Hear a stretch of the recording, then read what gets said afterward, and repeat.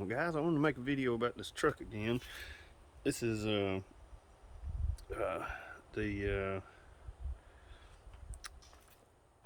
that's the 99 F350 that had the bad flex plate. But yeah, pulled the. Well, I was assuming it had the bad flex plate, but so of course I dropped the transmission yesterday, and sure enough, that's what actually happened. The flex plate itself, the teeth were actually in really good shape on it. The truck's only got 140,000 miles on it, but the whole center section just broke completely out of it, and it was just causing it to. And the truck continued to run when this broke. A good friend of mine I bought it from shut it off, and of course it wouldn't crank back up because it was just the starter was just spinning the flex plate without even spinning the crank and the torque converter. But it was spinning the torque converter. Of course, it just wasn't spinning the engine over.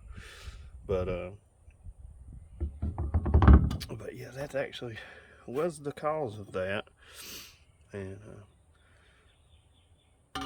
it's a really nice truck. Went and had to order it. Nobody had one in stock, so I ordered it. There's the new one. And I checked it out at the parts store to make sure it was the right one and right amount of teeth and everything. They make an aftermarket flex plate, and it is expensive. This one was pretty cheap. It was the cheapest one in town, and it was basically the same brand as all the other parts stores, but it was just the cheapest of the three. We have O'Reilly's. Well, I actually have a Napa as well too, but O'Reilly's, Advance, and AutoZone. And this one from O'Reilly's was actually cheaper by a lot. Not compared to AutoZone, but to Advance. They were probably 30 to 40 bucks cheaper. About $5 cheaper through AutoZone. And I have a commercial account with Advance. I don't with AutoZone or O'Reilly's. And the thing about AutoZone is you have to go in and prepay before they can order a part, where O'Reilly's is actually one of the few places that they will just order whatever for you, and you can come in and pay the next day or whenever the part comes in. It's it's a very nice, convenience basically, instead of having to stop what you're doing and go order something. But even in the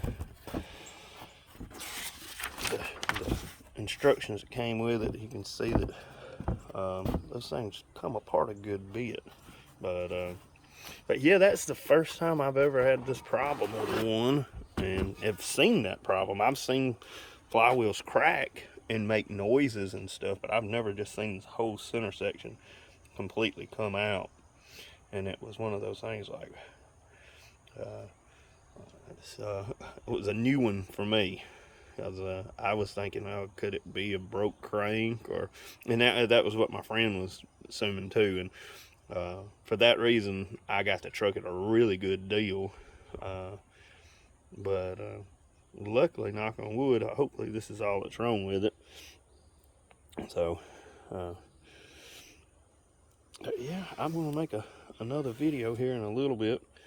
It shouldn't take me but about an hour or so to put everything back together in it, and hopefully I can make another video here in a little bit and show you the truck running and clean it up. And I'm gonna use the truck for a little bit and just shake it down and make sure everything's fine on it. But I'm gonna turn around and sell it. That's the only reason I bought the thing. But yeah, I hope this helps. some people that might be having those issues with those trucks, because my friend told me this thing was vibrating really, really bad before this happened. And so I'm assuming that it had some stress cracks already in it, and then, you know, the thing just finally just broke free. But I've got to break free.